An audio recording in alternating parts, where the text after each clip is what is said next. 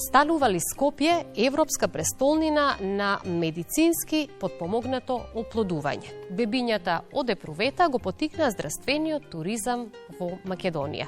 Детали на оваа тема дознаваме од колешката Лидија Чакар. Станува ли Скопје европска престолнина на медицински потпомогнато оплодување? Мека за сите оние кои не можат да имаат деца по природен пат. Кај нас по деца доаѓаат луѓе од цела Европа, зашто имаме еден од најлибералните закони кои ја уредуваат оваа проблематика. Едни сме од ретките каде е дозволено и сурогат мајчинството, што не прави интересна дестинација за развивање здравствен туризам. Ние како земја што имаме вака либерален закон, навистина имаме многу големи услови и шанси, а богами и добар квалитет да го развиеме овој кој веќе е почнат, и тоа да го доразвиеме до крај. Од кои земји најчесто доаѓаат? Од кои земји се пациенти? Најчесто доаѓаат земји кои се во близина, а кои имаат рестриктивни закони. Например, Хрватска, таму е забранета донацијата на јајни клетки, сперматозоиди и ембриони. И тие пациентки редовно доаѓаат. Ние имаме големо искуство со нив, околу 100 до 150 пациентки од Хрватска годишно имаме. Доктор Лазаревски објаснува и колку се успешни постапките и што влијае на успешноста. Тука треба да направиме најасна дистинкција на пациентката со собствени јајни клетки и она која зема јајни клетки од друга жена, значи донирани јајни клетки. За таа што зема, тој работи со собствен, мислам, се обидува да постигне бременост со собствени јајни клетки, потребни се добри резерви на јајниците, се разбира општото здравје да е добро и исто така добар фактор е да е матката во ред.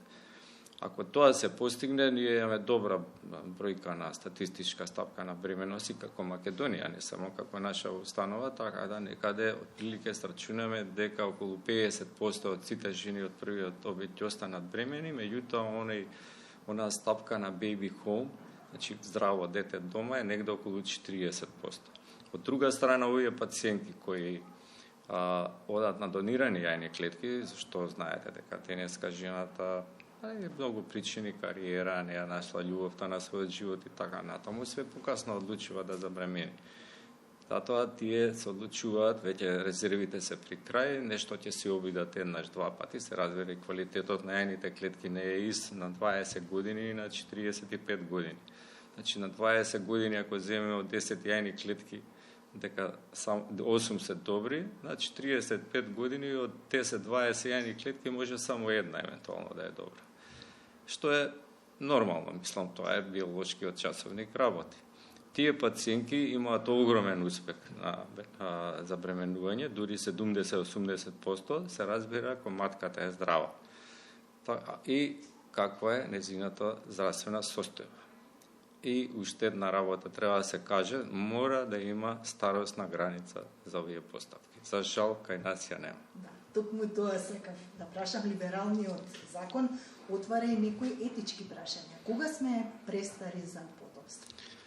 Видете, кога ние го правевме законот, значи 2008 година, ние одредивме на старосна граница, некаде 47 години, чинам беше, сега не сум сигурен, и потоа целиот тој закон беше на округла маса, каде што учествува експерти од сите области кои се засегнати со оваа проблематика, владини регулатори и така натаму.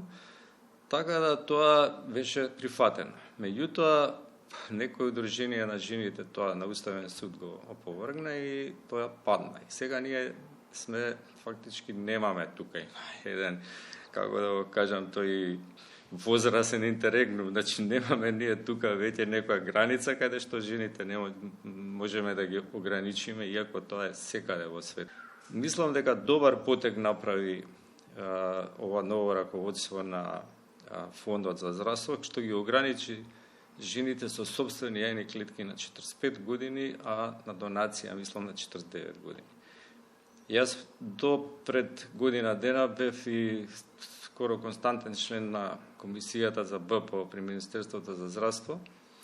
И таму бев еден од оние кои, мислам, ноторно се ангажираше да се направи едно ограничување на возраста на жената. Треба да се остави сепак тоа да го направат оваа другава страна, значи владини регулатори заедно со експерти нашата професија и да одредат што е што. Кај нас има 7 клиники за медицинско потпомогнато оплодување. Лани државата за граѓаните на Македонија финансирала 1200 инвитро постапки. Но бројката е многу поголема, бидејќи некои и самите си ја плаќаат постапката, а тука не влегуваат и оние кои доаѓаат однадвор.